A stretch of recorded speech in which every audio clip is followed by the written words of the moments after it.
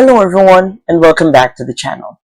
For today's video, I am going to teach you on how you can convert a Canva website to Google Sites. So, without further ado, let's begin. First, go to sites.google.com and log in to your Google account. Once you're inside the main dashboard, we can either click on a blank site to start a new one, or we can use a recent site where we want to convert a Canva website.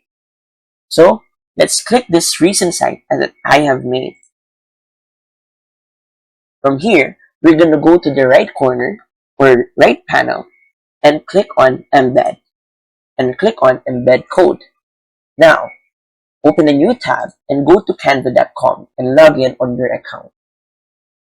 Right here on the screen, you can see the website that I recently did. Right here on your screen, you can see a website that I recently got from the templates given by Canva. So for this video, I'm going to use this as an example. So first, you have to make sure that you publish your site. And after that, go to the top right and click on share.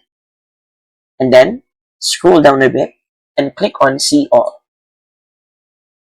You should see this option right here where it says embed. Click on that. And then click again on embed.